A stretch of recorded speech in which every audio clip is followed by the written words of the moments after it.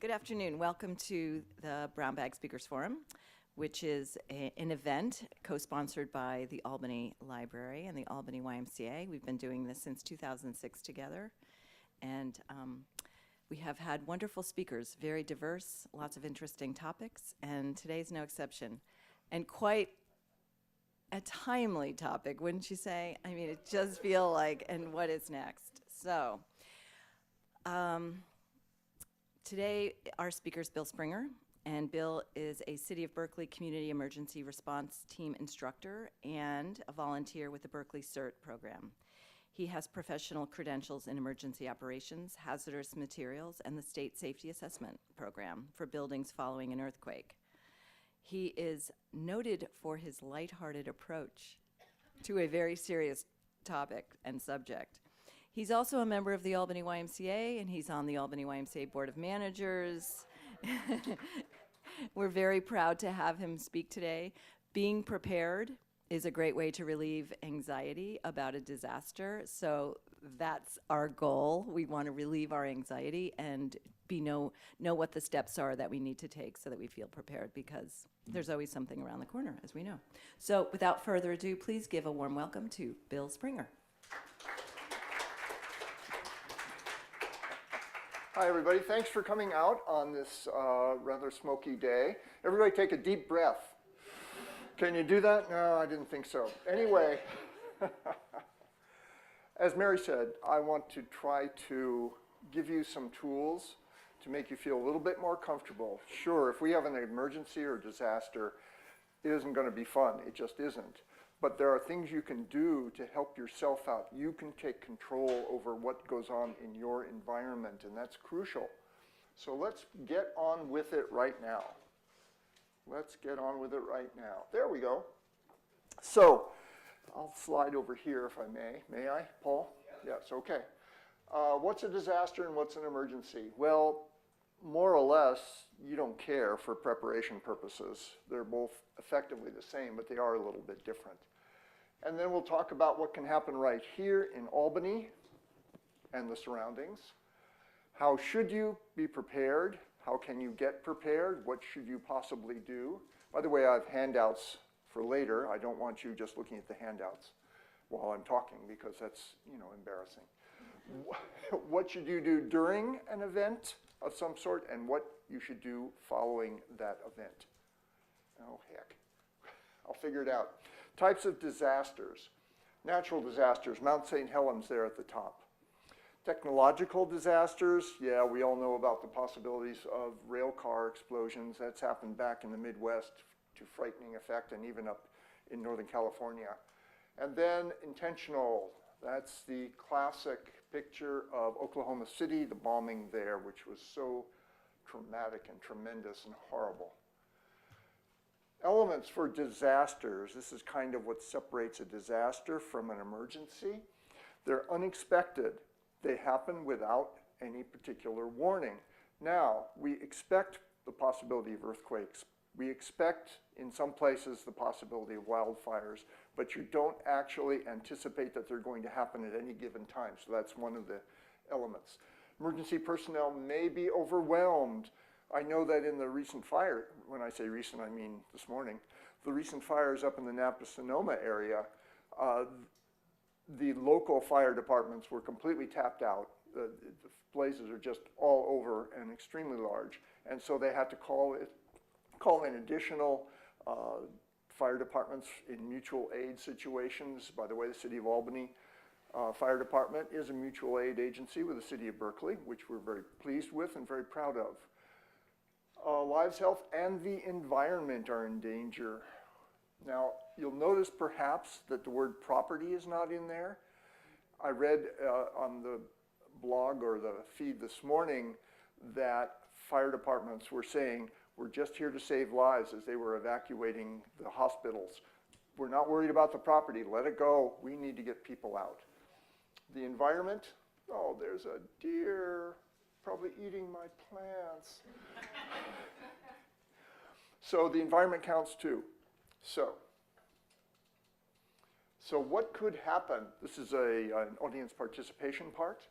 So other than earthquakes that we all know about, What else can happen in the city of Albany that could be a disaster? The railroad accident, that could be disastrous, yes. What would possibly happen from a railroad accident? I'll just answer my own question. Not only fire, but smoke and chemical releases, which could cause you extreme problems even if you're not directly in the fire. Anyone else care to hazard a guess? Bloom, yes, the toxic bloom, yeah, from Chevron, yes. That certainly could be a disaster. Peggy? Natural gas lines. Yes. Running right next to the railroad tracks, there are a number of utility lines. Natural gas is one of them. Jet fuel is another. Any of those you might have heard, I'm sure you have heard, that occasionally a contractor, foolishly enough, will dig into one and make a large release. In fact, in Walnut Creek a few years ago, many years ago, probably, a contractor did that, and a number of the contractor's employees died. And it's really a bad thing. Of course, we don't want that to happen, but it certainly could. Anything else? May I say a word about, oh, Peter. Flooding. You could have flooding. I'm going to show where the 100-year floodplain is in the city of Albany, which fortunately is pretty small, but it is there. The other thing is, and this might, well, the mayor again has something to say to us. Oh, pandemic, flu, or another. That certainly would be the case. Now, I'm not going to address that because that's actually a completely different class, and there's an app for that. The other thing, and we should be aware of it today, and I bet you are. Yes, ma'am. Tsunami. I'll show you where the tsunami coast is. Oh, yeah, nothing to worry about, really. It'll be fine here. Okay. Fire. Nobody said fire. However, we have a large hill with rock on it, but it also has a lot of trees and growth on it, and if the fire were to start up there, that would be a real disaster for a lot of people as well as for the community. It would just sweep down, depending upon the way the wind's blowing. Okay, I think the hazard with the most severe impact are the ones we just talked about. Recent or historical impacts, we just talked about today's impacts. Susceptible locations for specific hazards, well, I just talked about the hill, although that would spread. We talked about the railroad track area, so there are plenty of places. And the city of Albany is a fairly small in area city. And so whatever happens on that side of San Pablo and 2 blocks down is kind of going to affect you on this block of Solano. Consider what to expect from disruption of services. That's something to think about. Let's do this really quickly, though, because I don't want to I don't want to spend a lot of time on this sort of thing. I don't want to waste any time either. I don't want to waste your time. However, what kinds of things would not be working if we had one of those disasters? Let's just say, for the sake of argument, an earthquake with buildings down and things. Utilities, yes. Water, okay. So we're going to talk about how to take control from that. And I be able to take gas, electric. Yeah, all the utilities. And cell phones. Cell phones, yes, absolutely. The cell phone towers could well be down too. So we can talk a little bit about any of those. And I think your emergency services are not going to be able to arrive, very likely. They're going to be overwhelmed with other things, the life, health, and natural environment protections.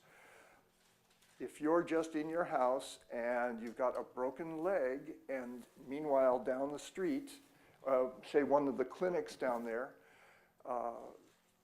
has numerous people that are severely injured, that's where the emergency services are going to go. They have to prioritize. Unfortunately, nowadays, in a regular situation, you're a high priority with your broken leg. Very high priority. They'll come like that. But in a disaster, there may not be anyone to come. They may be busy dealing with really big problems, yes. And police, similarly. The roads themselves could be damaged so that people can't get through, emergency vehicles can't get through. Power lines often come down. Power lines can kill you. So these are really serious impacts and really serious problems with the service disruption. Oh, well, here we are. There's the city of Albany, pretty much. So, oh, does this have a pointer on it? Yeah, it's the middle button. Oh, right there. Okay. So, although I really can't read it, here's some freeways. So here is roughly the border between tsunami and flooding areas and non-tsunami and flooding areas, just generally.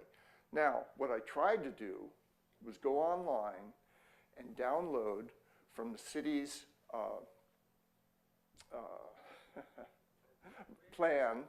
emergency plan, all these specific elements, and I couldn't get nice pictures off of the map, so I'm just going to have to talk about it. So flooding, as you know, Codornices Creek and Cerrito Creek are bordering the city, and that's where flooding could occur in a little narrow band. It's primarily not going to overtop.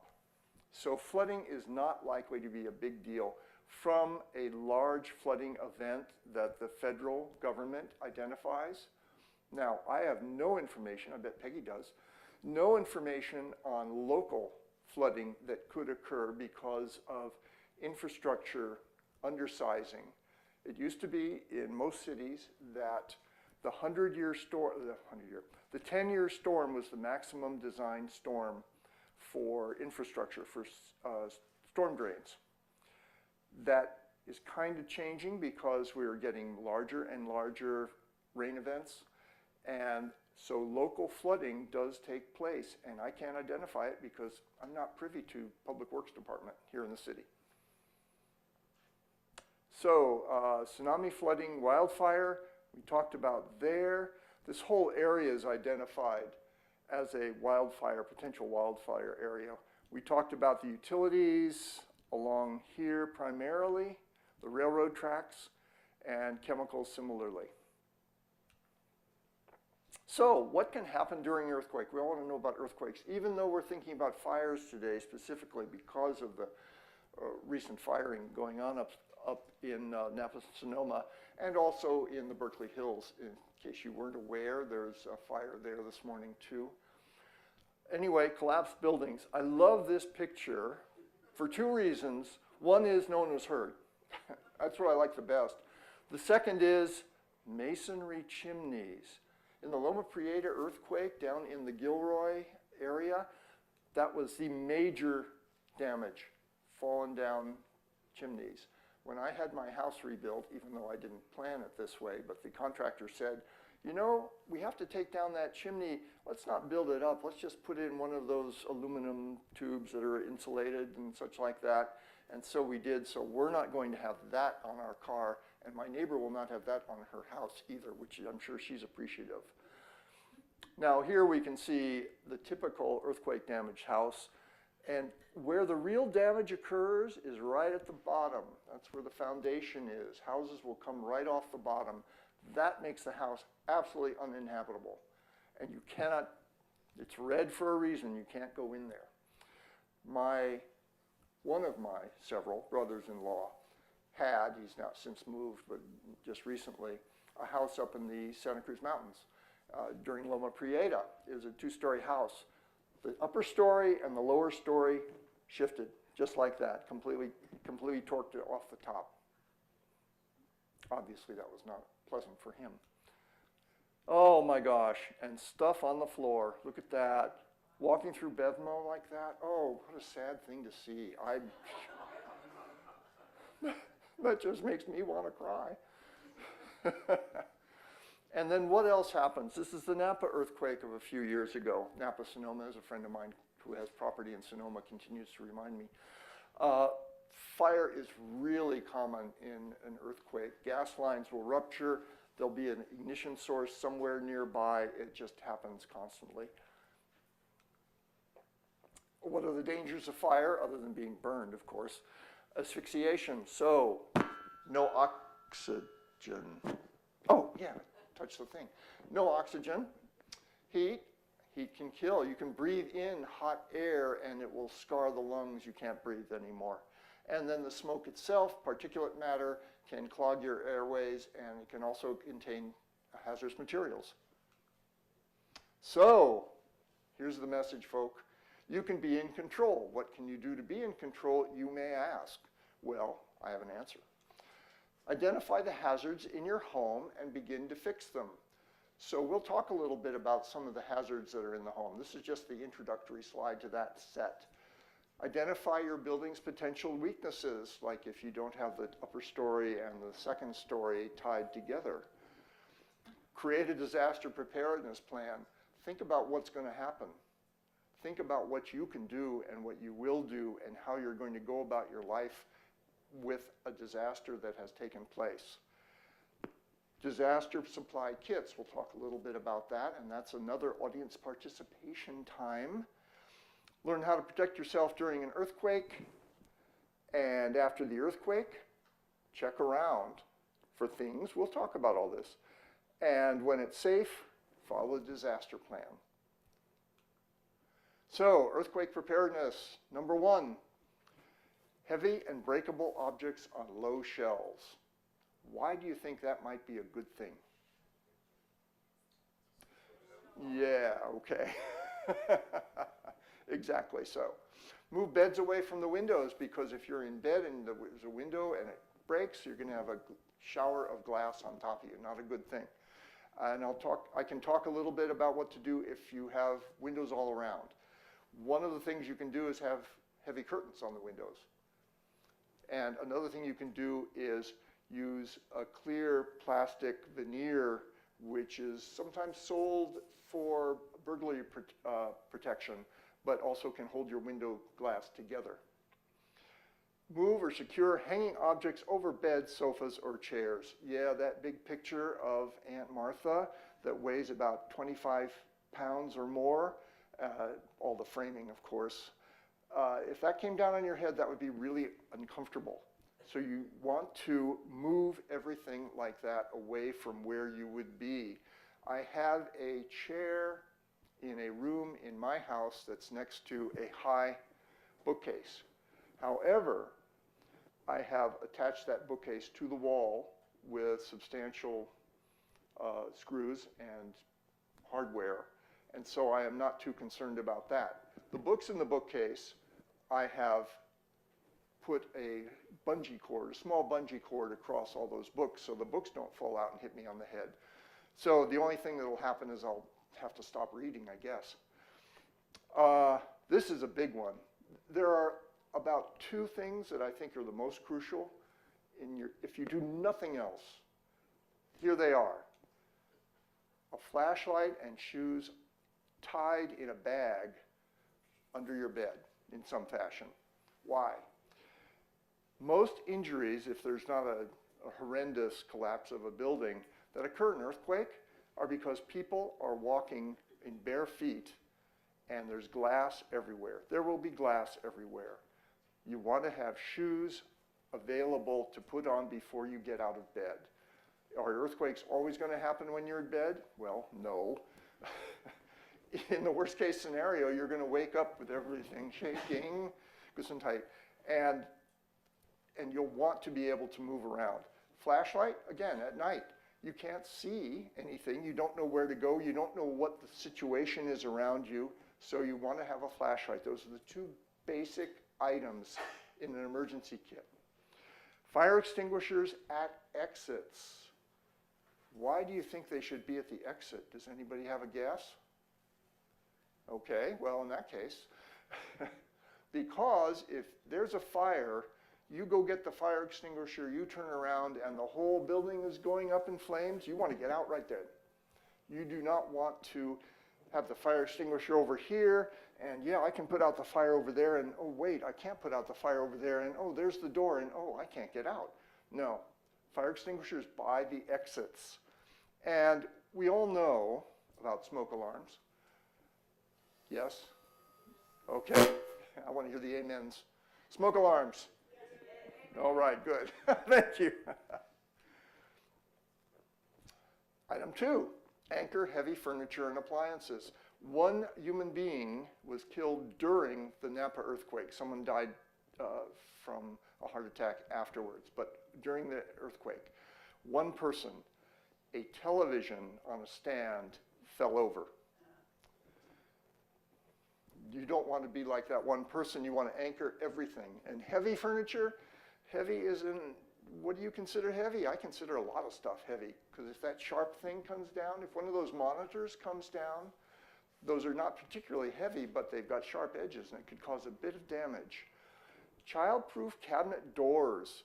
Yes, the stuff inside will shake around, but you can open each door separately and take care of it. If you don't have them, everything will be on the floor, just like at BevMo. Don't want that. More glass, more broken glass, more chance to get injured. Label. You don't have to label them as long as you know. And really, it's pretty obvious where these things are. You all have gas meters. There's a way to shut off a gas meter. Oh, I didn't bring my gas meter, Rich. You should identify where your electric panel is so that you can shut off electricity to the house.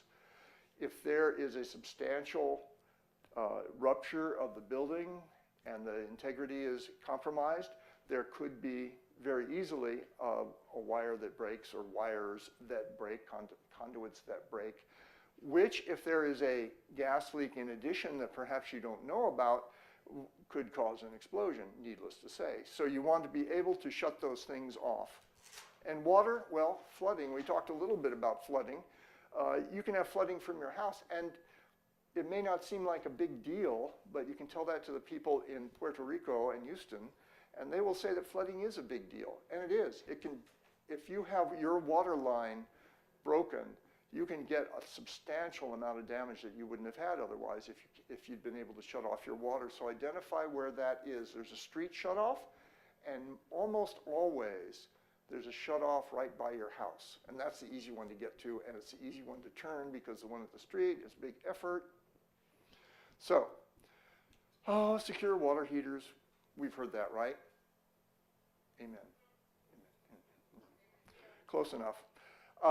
Gas shutoff valve.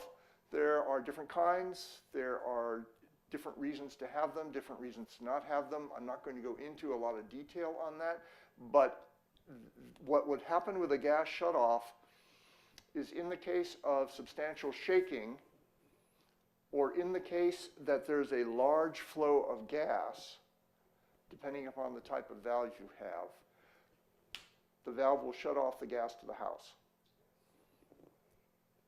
There could be problems in that regard.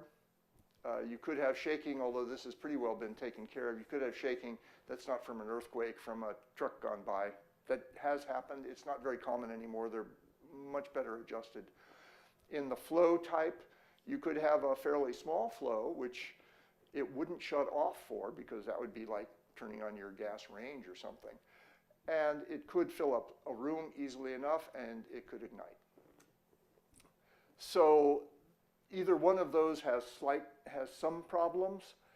Then there's also PG&E, which says, for goodness sakes, don't turn it back on yourself. Well, I was at a PG&E class not too long ago, and the guy from PG&E said, well, in the Napa earthquake, we had everything turned on in, I don't know, like 2 days or something, which isn't too long to wait. But, you know, that was a relatively small area. If we have a Hayward fault release up here, there could be a lot more houses. So it's really a personal judgment on what to do. Most municipalities strongly recommend, and in some cases require, a gas shutoff valve to be installed. Garden hose nozzle for small fires. I like this kind because I've got a couple of those. What's nice about those is, unlike the squeeze kind, you don't have to just hold your hand on the darn thing for 5 minutes. You just open it, turn it, it goes spray, it goes fog. It's really a nice setup. For small fires, when you take the fire suppression and utility awareness class from either the city of Berkeley or the city of Albany, and I'll talk a little bit about the CERT programs that offer classes like that, you will learn about fighting small fires. can't go into that right here. Whoa, hello. And retrofit the building if needed. We talked about that. So what is retrofit? It reinforces the foundations. It reinforces walls in some fashion, and it keeps the upper story tied to the bottom story. That's generally it. There's also the tying down of the water heater. Why do you want the water heater tied down? Several reasons. If it falls over, one, if it's gas, you could pull off the gas line. Two, you release a bunch of water, which could cause damage. And three, if you release a bunch of water, you lose a source of water for further use in an emergency. You should make a disaster plan. Who has a disaster plan here? 2, 3, sort of, maybe 2.5, 2 3/4. What do you mean by that? Tell us what you mean by that. Well, it's right here. The answer's right here. What will happen? How will you tell people things, and how will you find out things? We'll talk about how you find out things. This is just once again, the startup of the series.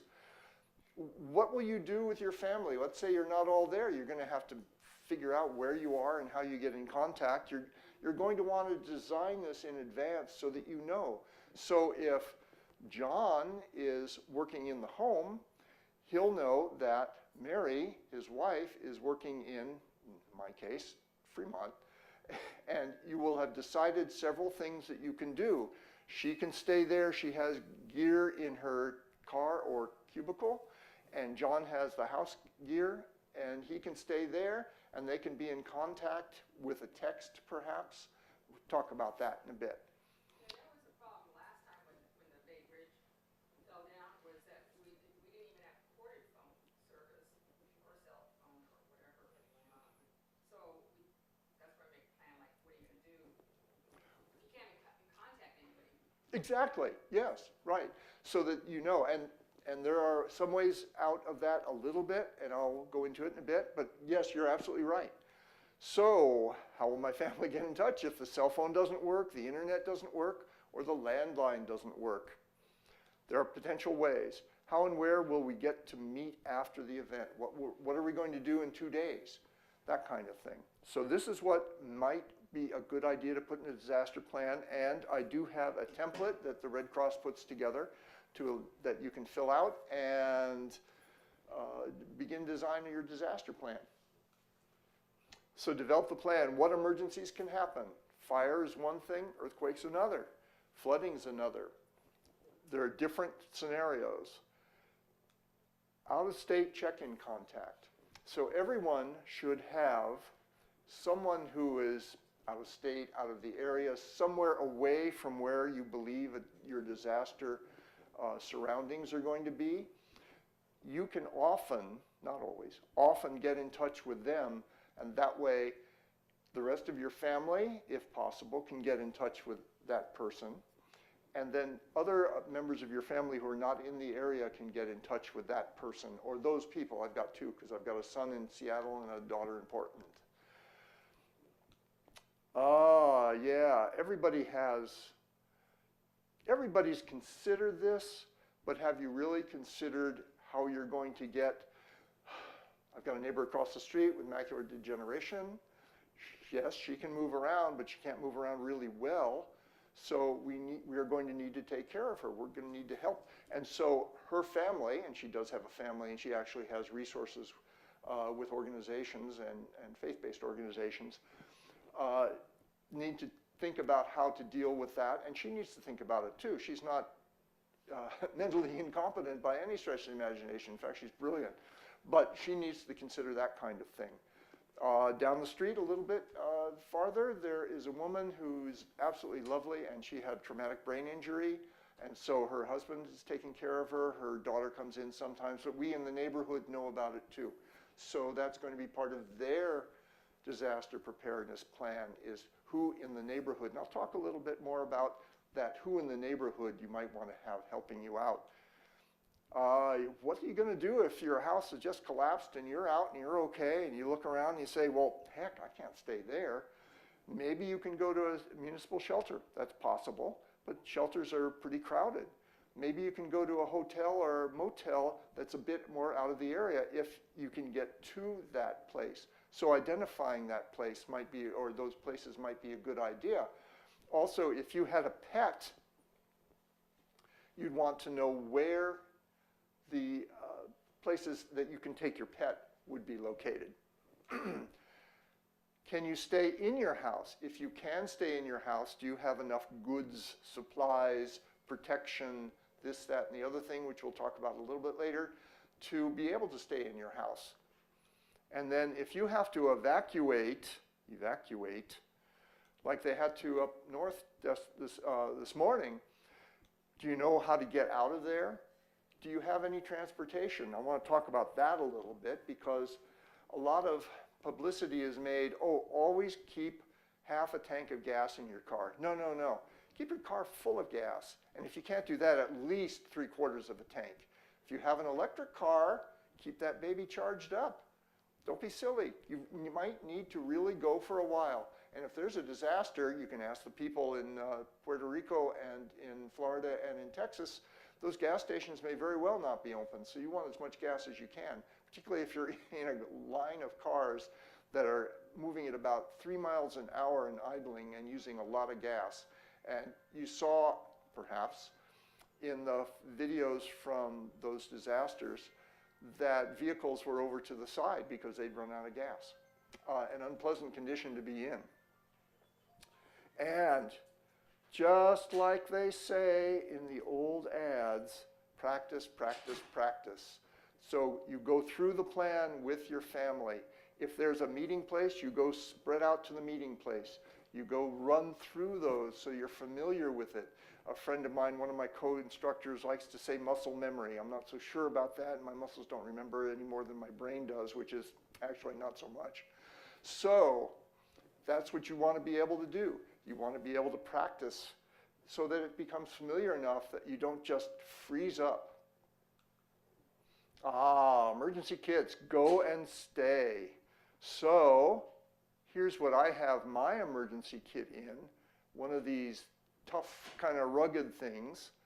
And then here's what I have right here, what is called a go bag commonly, or a bug out bag. This is what I keep in my car. So, Where do you keep your big middle container? that's a good comment. So, the absolute best place is outside the home, somewhere secure, somewhere where people won't come into it, but someplace where you can access it readily, and you're not likely to have a tree fall on it. Now, I don't have anything in my backyard that fits that because my neighbor has a redwood tree, and so that could go. Redwood trees are quite shallow roots. Anyway, but if your house is sufficiently retrofitted and it does meet some criteria, sure, store it in the garage. Sure, store it someplace you can get to it. And then, in my case, I have mine in the garage. If I open 1 or 2 doors different ways, I can drag the thing out if I have to. Or if the house has sufficient structural integrity, I can stay right there. So, good comment, thank you. Peter, hi. I have a question actually on the last slide where you talked about if you can't stay in sheltered place. Are you going to cover where the other locations might be in the neighborhood that we could establish as a meeting place? I can do that. Would the library, community center be, or the Thousand Oaks School, or what are the places that are designated? Okay, I'm happy to talk about that. And I don't know what the situation is in the city of Albany, but I do know what the situation is in the city of Berkeley. And that is that the city has identified potential places to stay. However, they're not going to tell anyone because at any given time, those places may be completely demolished. And therefore, they don't want people going to those places. So they will contact the residents and people who work there by a number of the methods that I'm going to talk about in a little bit. Peggy, is that about what you do in Albany? I think the only difference is that we would post in the parks where you could go. And we do have MOUs with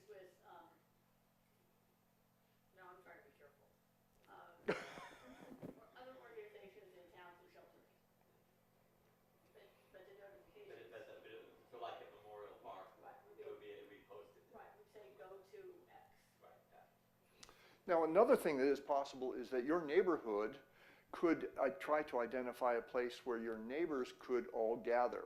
But you have to be very cautious about that. Liability, it's all about lawyers, isn't it? There'll probably be some lawyers who actually live through it, and it's sad but true. So wherever you pick, it should be in a really safe location, and I can't go into that in great detail here, except you don't want trees that are going to fall on you, and you don't want power lines that are going to come down on you, and you don't want any hazards around. So it's not an easy thing to do that, but yes. Nope, nothing? Nothing yet? Okay. Okay, so we know where to put that. I know where to put this. Now, some people just keep their go bag or bug out bag, if you're familiar with MASH, in just by the front door or in a closet near the front door, or I even saw one that was upstairs in a video that purported to be teaching people about how to prepare. But I keep mine in my car, and there's a couple reasons for that. One is that until I retired in December, I used to commute down to San Jose. Yeah, it's kind of a long ways. So I wanted to have a lot of stuff in there so that 60 miles each way, if I'm halfway between where I can't go back to my work or I can't get home, I have 3 days worth of stuff in there, including all kinds of random things. But some of the things that are good to have in an emergency kit are these items: water in packets, duct tape. We all are MacGyver at heart, aren't we? Flashlight, absolutely. We've already talked about flashlight. Gloves, because the area may be laden with debris. You'll want to have a mask, a dust mask also. There probably is one in here someplace. You'll want to have a first aid kit in here. There's probably one somewhere in there. That sort of thing. In addition, if you're really going to need this, and you're going to have to move somewhere, to go somewhere, you're going to want to have some clothing to protect you. A hat, a jacket, good shoes. These are not good shoes here. I mean, they're good shoes, yeah, but they're not the kind I would wear if I had to go for a hike. I'd want boots. So you'll want to have additional equipment based on what you think your needs are. There's all kinds of things you could have in there. There are packets for insect repellent, for sunscreen, all this stuff. Think about living outside for a while, because you might very well be doing that if you have to rely on your go bag. Don't forget your pooch or your kitty cat. Make sure you have those kinds of things for your animals. Yes, ma'am. Because I do have those things prepared. I use SOS, which is a catalog company, which you can send away, SOS.com for free. You get a catalog of all kinds of emergency supplies. It gives you ideas for more things that you might want to put either in your car or in your larger area. So just SOS.com? There are a number of other companies, and we'll talk a little bit about the internet and what you can do with the internet to prepare, and it's a ton of stuff. But thank you for that. I don't think I've used them. I've used Ready America primarily. So what I'd like to do, we've already talked about a few things to have, whoopsie, whoa, come on. We've talked about a few things to have in your emergency kit, but how about your house kit? Because your house kit's going to have more stuff. So I'd like to just write a few of those things down as you tell me what you might consider, what might be something good that you'd like to have in your house kit that we have already not talked about. Is that a triple negative? Which means it's okay. Anyway. Lots of gallons of water as opposed to small amounts. Massive amounts of water. How much water? How many days do you think you're going to be in your house? Could be a really long time. It used to be, 3 days, 3 days. So when we have an area-wide disaster and the military is going to send in from Travis helicopters with supplies, Do you think that you, in your household just down the street, are going to be able to get those supplies in like a day? Probably not. I don't even know how they're going to be distributed. I know where they're going to land. They're going to land at the racetrack, because that's a designated point, at least for the city of Berkeley. I assume that Albany is going to use the same place, because it makes no sense not to. So it's not going to be very easy. You're going to need it for a while. It's been said 3 days. I wouldn't touch that with a 10-foot pole. 5 days is the absolute minimum I'd consider. A week is much more likely, and if you have the room for it, 2 weeks, really. That is much more reasonable. People in Puerto Rico are still not getting supplies in a lot of places. Yes, we're in a metropolitan area, but that also means we're in a really crowded, dense area, so it will be hard to get enough materials out to take care of everybody. So you want to be prepared. You want to stay alive. Water, lots. A gallon a day per person, that's a rule of thumb. It's actually a little less that's required, but that is required according to the CDC. But work on a gallon of water a day per person, and that includes some washing up stuff. Anybody else want to throw something out? Meds, yeah, my favorite. Okay, meds. Certainly RX, but also the OTC ones, the aspirins and diarrhea materials. Let's face it, your tummy's going to be upset, right? I mean, mine would be if we had a big disaster. So you're going to want to have enough of your prescription medications that will last you through your estimated time of preparation, and then over-the-counter medications. And that could include also things like, as I said before, sunscreen and insect repellent. Probably a good idea. Don't know what's going to happen. When the earth starts shaking, the animals, from large to small, don't act the way they had in the past. They do other things. Dogs can attack because they're scared. Cats can wake up and walk around. Who knows? Could happen. And all the red ants could come out of the ground and come at you. And if you've ever been stung by a red ant, I can tell you it is not fun. More? I love the meds, yes. Blankets? Yeah, sure. Yeah, sleeping materials. And that goes under the RX, yeah.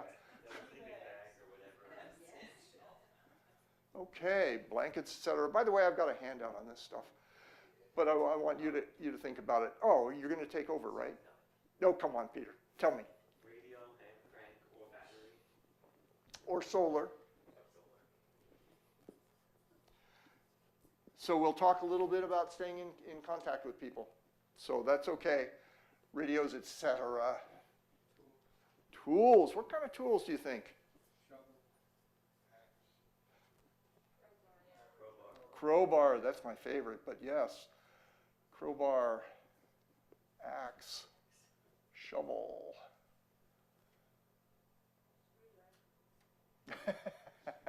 Yeah, that's under food. You know. Oh yeah, and always in plastic containers. Okay. Okay, I can't write. I'm not going to write screwdrivers now. Socks, clothing. Yes, additional clothing.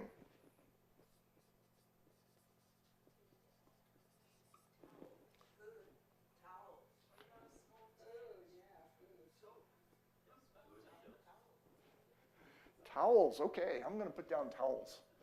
I like towels. They're really good for absorbing if you need, like, if there's an excess amount of blood or something. We'll talk about blood later. But that is something that we haven't talked about yet, first aid kit. So would your first aid kit would all of these things be going in that container, or would you have a few of them, one like? I actually have 4 of them. They stack nicely.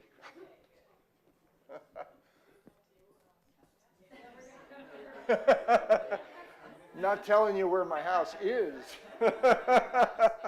Oh, it's way up in Berkeley. Yeah, I missed one. Yes, small denominations. You don't want to pay $25 for a AAA battery, right? You want to have a small denomination. How much money do you think? I, I have everything from like $100. yeah, Friend has like 1,000. yeah.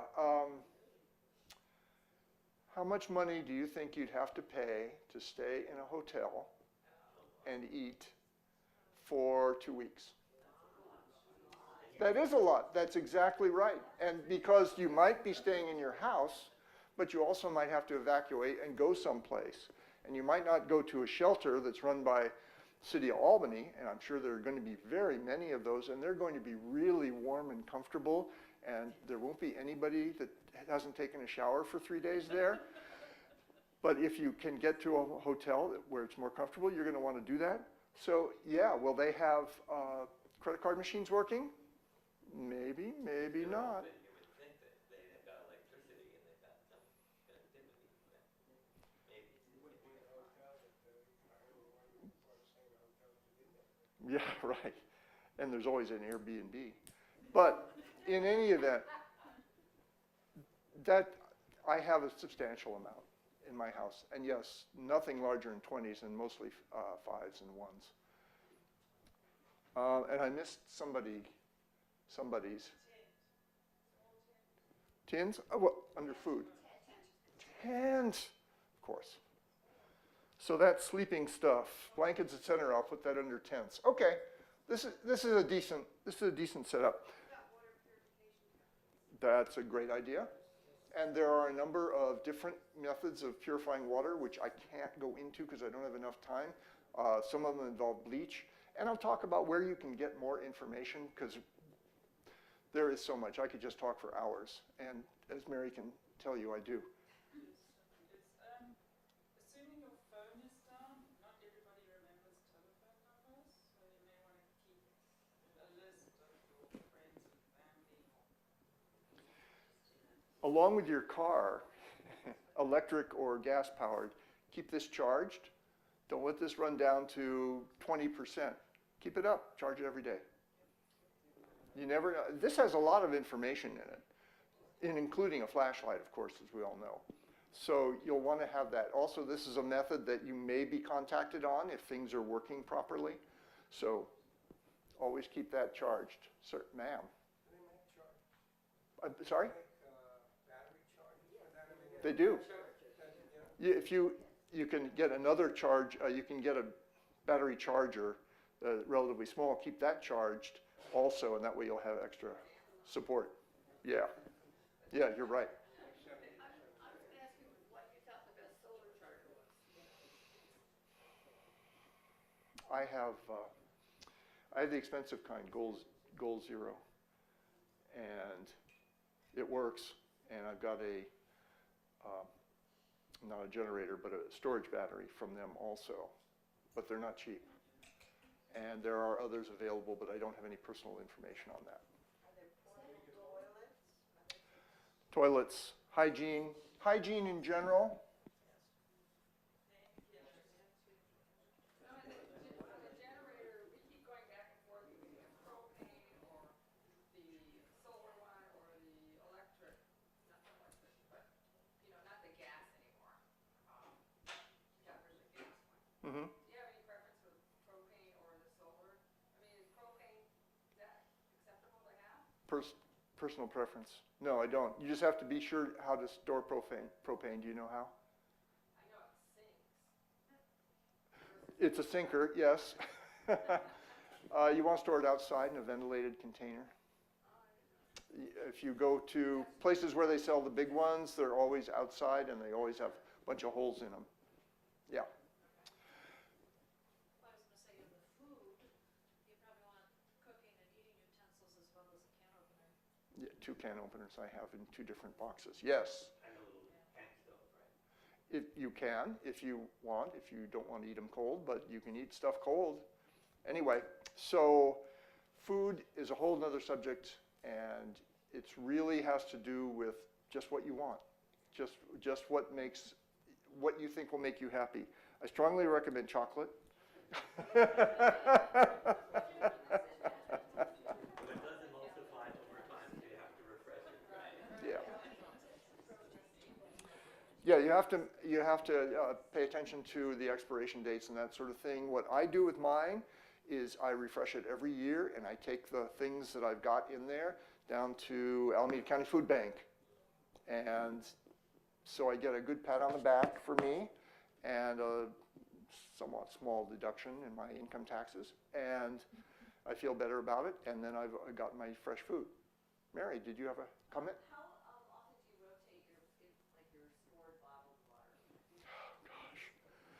water? Oof, that's a deal.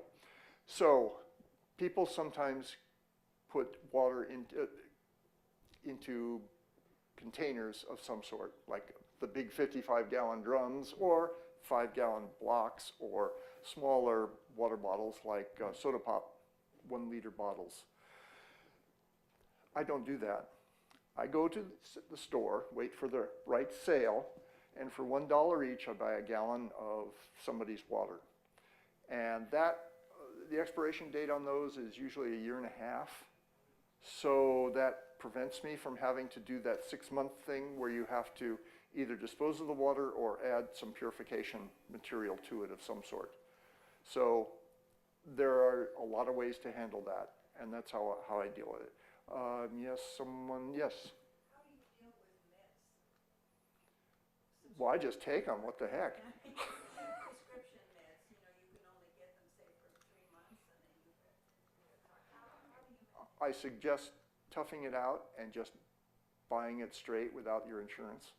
Buying 1 month's supply without your insurance. You can talk to your doctor. And if you do that, get another prescription and go to the cheapest place you can, like Costco is pretty cheap on meds. So if I normally go to one of the other pharmacies because it's more convenient, but if I occasionally have to get a little extra that's not going to be covered by insurance, then I go to Costco and get it from them. Yeah, they last, yes, but they last pretty long. Yeah, so you'd put that in the rotation of your medications. If you are taking chronic medications like I do, they give you a little extra time every month when you get them. And so I actually have a couple of them, I have a whole new month sitting there waiting in the rotation. But you have to have taken them for a while. Okay, did I tell you, by the way, this is not cheap? Did I possibly tell you that how much value do you put on your life? Okay, here's an emergency kit. I don't know if you, but I love this strip because it's nuts. And rat is the nuttiest of all of them. Why would this possibly not be good in your kit? Well, warm beer, and hot dogs will rot. So really, a pig is kind of simple on this. Yeah, they're ready all right, as long as the earthquake is now, and we hope it isn't. So what will you include in your kit? Well, I bounce that around. During an earthquake, the classics, drop, cover, and hold on. So, get down on the floor. Why? Because everything's shaking. So you're going to possibly get knocked over. So you get down on the floor. Oh, as well as you can. And then you cover. You go crawl underneath something fairly sturdy like that table. I'm not going to crawl over there. And then you just hold on to the darn thing.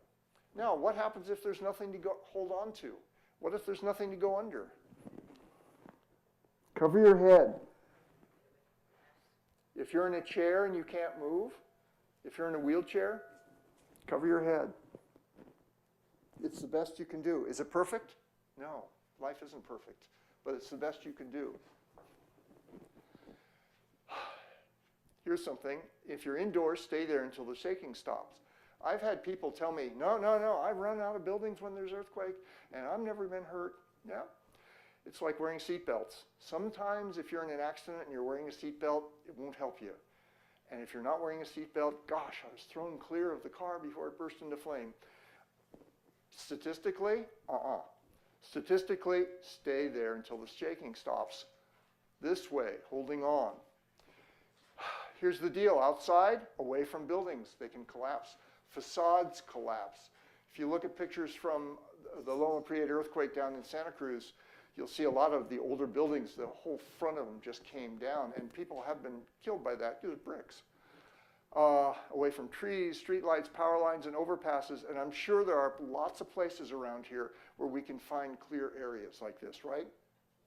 Yeah, no, no, you do the best you can. If you're in a vehicle, don't get out of the vehicle, because your vehicle is pretty solid and secure. If you get out, you're just standing there waiting. Sir? Hey, you. I respond to hey, you. What happened to standing in the doorways again? Yeah, old news, old news. Buildings aren't designed, that was for when buildings were more masonry and not very well constructed, and the lintel of the door was actually a fairly secure area. Buildings aren't like that anymore. You're far better not trying to get to a door and stand in it. You're far better getting down on the ground and covering. Okay, not you, Peter. Yes, ma'am. I just want to add, I recently worked in a high-rise building, and they did some of this protection preparedness.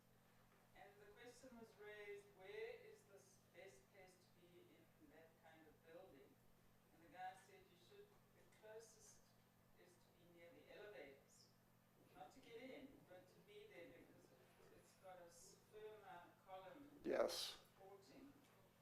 So I just want Yeah, that's a really good point. Yes. So elevators are really solid pieces.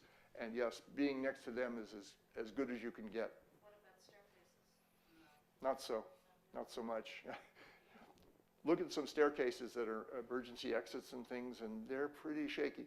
They're not all that well secured. Not as much as the column that holds the elevator. Peter? I've also heard that if we're in bed and an earthquake happens at night, the best thing is to actually get kind of in kind of the lee of the bed, get down on the floor next to the bed so the bed can absorb. If something falls from the ceiling, Don't do that. no. No. If you're in bed, Yeah. pull the covers up over your head, put a pillow over your head. Again, it's the covering your head thing. That's that triangle of life thing. Yeah. I can't go into that right now, but it's bogus. Okay. It can work particularly in countries that don't have good earthquake codes, and buildings tend to fall down. But for us, we've got the best we can. Yes, ma'am. You were going to say something, I think. No? You weren't going to say something. Okay. You're just stretching. Okay. Yes? I live in a soft-story apartment building. Uh-huh. When are you going to move? My son is just 3 blocks up the street and has seismically retrofitted everything, you know. So when are you going to move in with him? And I have a key to the house. You're there, yeah. Yes. But, you know, there I am, and I have a grab-and-go bag by my door. Oh, good. With basics in it, and indeed I have a suitcase full of, at my son's house, changes of clothes and, you know, variety of things like that. You're doing great, yeah. But anyway, that's, Is it in the city of Albany? yes. Madam Mayor. Does the city of Albany have any ordinances regarding soft-story buildings retrofit? In our strategic plan to look at that. Aha, there, you see? Wait for the strategic plan to come out, then see what they, yeah, Well, I don't want you to think we don't. care at all. I'm giving you the business. I know, it's not easy. Yes? So I have small children, so if there was like extended damage, we would probably leave town when we could until things were stable. What do people say about getting on an airplane and leaving? Is that like 2 weeks out if there's a major earthquake? Or? You mean when would an airport be open and when would it be having commercial flights? Yeah, I have no idea. so people don't really. Also, banking. So we have a credit union in San Francisco that is obviously connected to all other banks, but should we have a national credit card or something if we have a local bank? Oh, credit cards are, well, not universal exactly, but they are nationwide. If you have a Visa or MasterCard or Discover, yeah, that will go anywhere. Say your whole bank is local. That goes to a different place. Paul, I know we're at the end. Well, I'd like to keep the conversation going a little bit longer. This is important, so maybe 1:40. Sure, and I'm happy to do that. And I'm happy to stay until 2 when we get kicked out. Okay? Okay, so what do? You check yourself. Who's the most important person in the world? You are. Despite what you think about your kids and your spouse, well, certainly not your spouse, but despite what you think about your kids, you're the most important. If you're injured, you can't help anybody else. You're going to be in trouble, so you need to take care of yourself. And that means if you have an injury, you need to tell your spouse or your children, if they're competent enough to do it, that you need help and they can bandage you or whatever. Protect yourselves from further dangers, so don't stand underneath the power pole and wait for the power line to come down. And if you see your chimney kind of cracked and tilting, maybe stay away from that part of the house. You also want to look around your house. You want to, assuming that you and your family, and yes, you do take care of your kids and maybe your spouse if you can stand it, go around the house and look to see if there is damage to anything, so you know. Look to see if there's a fire someplace over there, so that you know what to do and whether you can stay in the house or whether you can't stay in the house. And I suggest getting everybody out of the house to look around, because you don't know what's going on yet. Check utilities. I talked about gas, water, and electricity. Actually, we did too. Then extinguish small fires. What's a small fire? It's about a garbage can size fire. Not a big garbage can, a smaller garbage can. We haven't talked about fire extinguishers to any extent.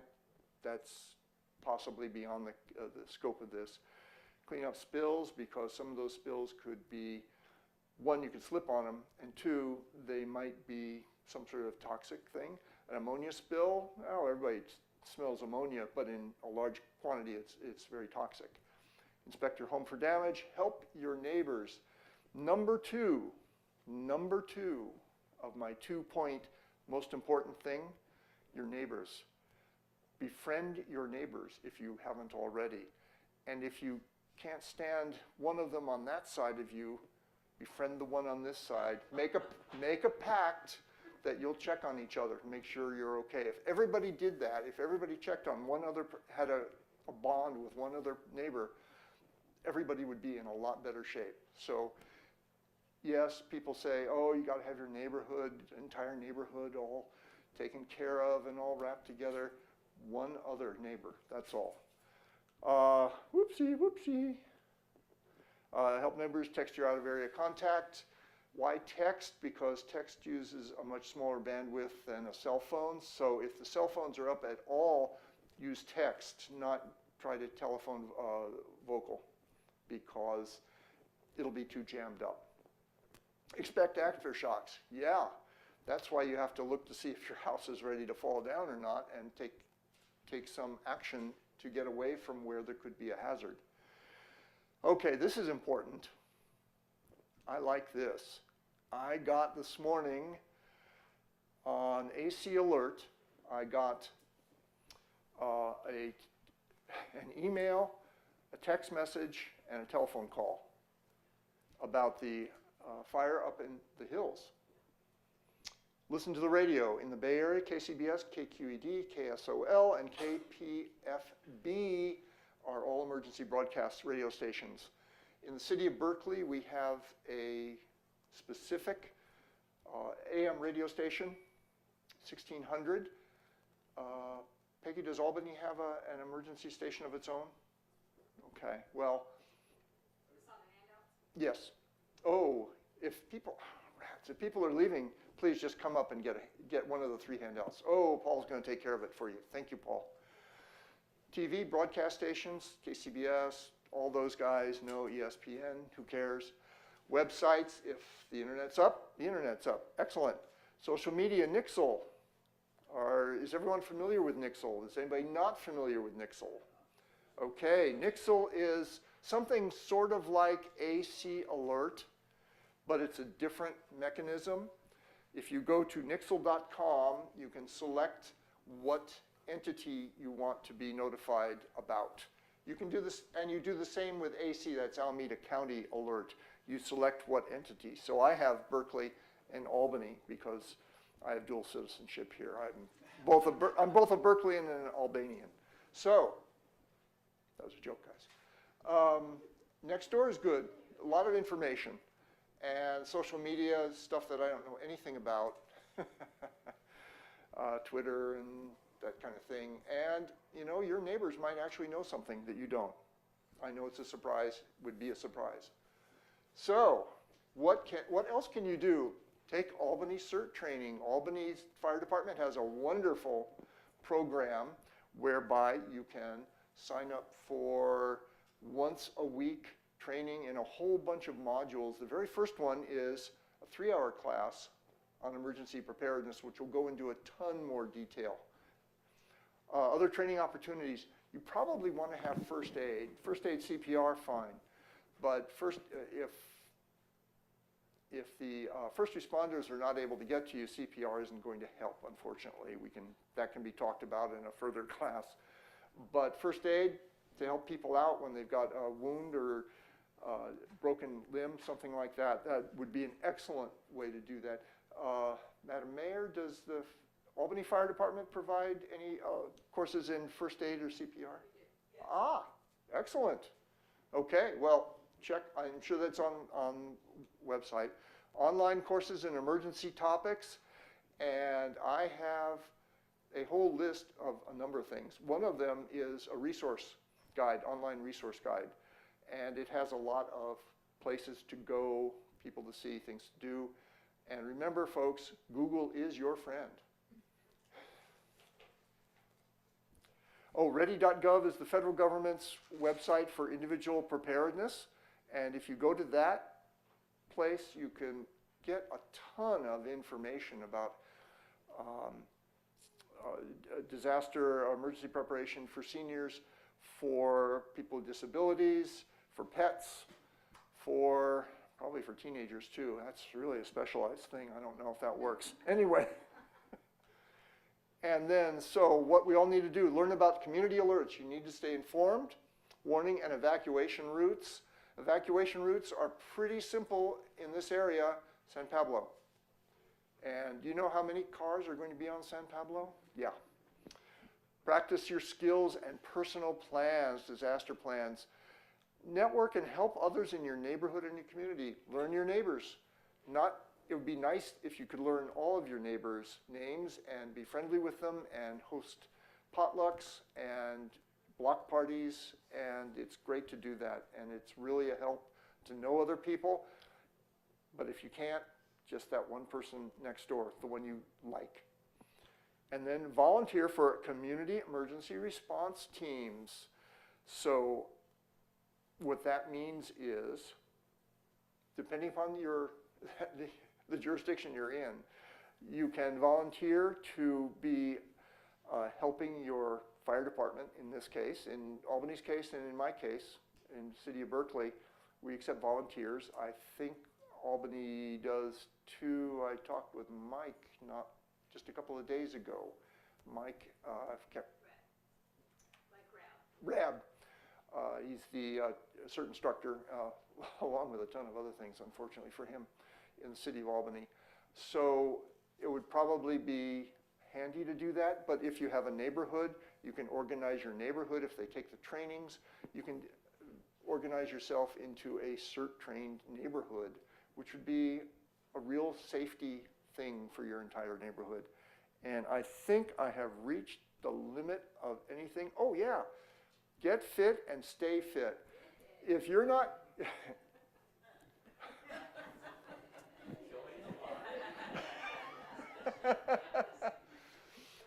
If there's a disaster, you are going to be better able to take care of yourself and your family if you are in some reasonable state of fitness. Remember, everybody knows that a healthy body makes a healthy mind. So I'll wait for a citation for that. I do have one.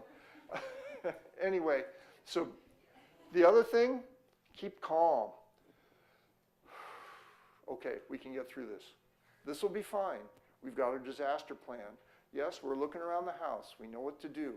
So stay calm. You can't do anything if you're running around like a chicken with your head cut off. And be safe. Don't put yourself in jeopardy. Keep away from fires. Keep away from down power lines.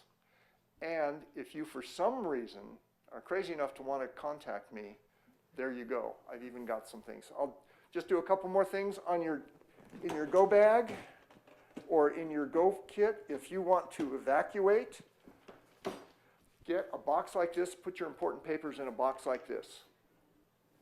And this happens to be a fancy one because I'm a fancy kind of guy. But there are a lot of them. Get ones that's waterproof, and it's just better. So is that fire resistant, or is that? This one is not, no, but it is waterproof. Google. This brand is Pelican, and it's, like Goal Zero. It's expensive. I bought them for my kids, so I figured I better get one for myself. First aid kit. Yes, you can build a first aid kit. There's information about that. But if you go to CVS for $18, you can get a pretty darn good one right there. And I got, even though I have one, I got another one because it was pretty cool and I can show it off. I do have some cards. Is there still that earthquake store around the corner? No. Isn't that sad?